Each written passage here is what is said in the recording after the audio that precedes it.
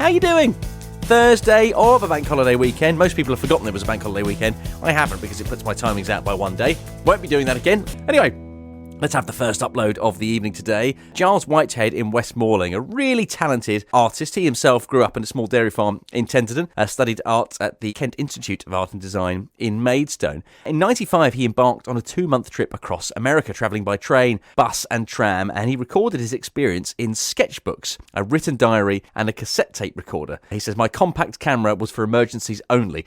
This is one of a series of recordings, selected parts of his diary, enhanced by sounds captured on that pocket analog cassette recorder. And we've already had Miami, and we're off now to New Orleans. So here he is then, Giles Whitehead from Westmoreland, drawing America.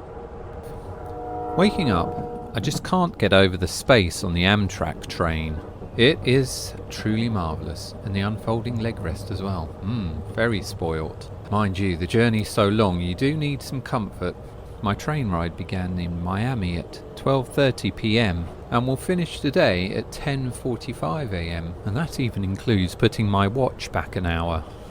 The train eventually emerges out onto a wide street in New Orleans. Leaving the station, I turned the map round and around and started walking down the road, then along another road, find my bearings and quickly worked out the most direct route to the youth hostel. Soon, a man with a few unruly brown teeth and a can in a brown paper bag approached me. "Where are you going?" he called. "The youth hostel," I said. "What?" he said. "The youth hostel." "The what?" I repeated myself several times, pointing at the map. "You don't want to be here," he said. "It's a very high crime rate. You shouldn't be walking here. Go down to the main street to Jackson Avenue. Walk along and then pick up your road from there. It will be safer." I thanked him for the advice and followed his suggestion. After checking into the youth hostel and leaving my heavy rucksack behind, the French Quarter was my destination. Instantly recognisable and unique, familiar through films full of jazz musicians playing in bars and beneath the streets of balconies of ornate ironwork. Plants and masses of coloured beads hanging over the balconies, representing years of Mardi Gras. The sun was shining and the atmosphere was lovely. Feeling safer and inspired, drawing whilst listening to live jazz music was the perfect combination. There were some brilliant characters, especially Grandpa Elliot, hollering and playing blues on his harmonica.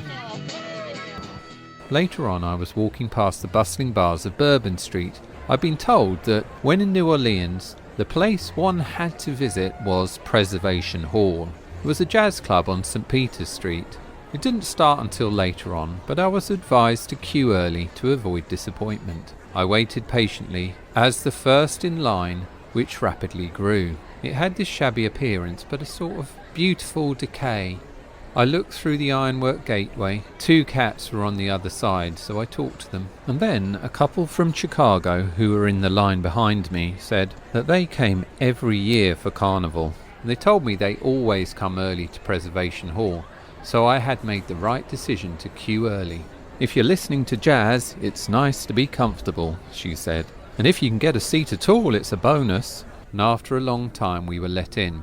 It was $3 entry, and we got seats right at the front. As we waited, looking around at the old paintings, I imagined there the images of jazz players of old on these worn walls.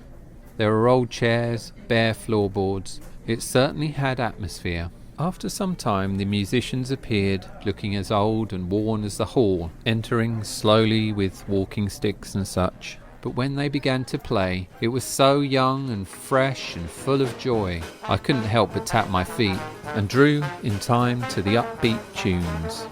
I loved the music of Preservation Hall and left in a euphoria, smiling all the way back to the tram stop.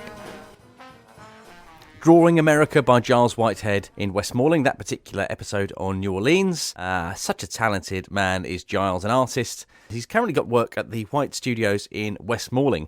And actually, Southeast Open Studios begins tomorrow, the 2nd of June, where his art studio is going to be open to the public. So do get yourself down there if you'd like to. He says you'll be able to explore his quirky art studio and see his paintings and sculptures, including ones inspired by New Orleans, which we heard just there in Drawing America.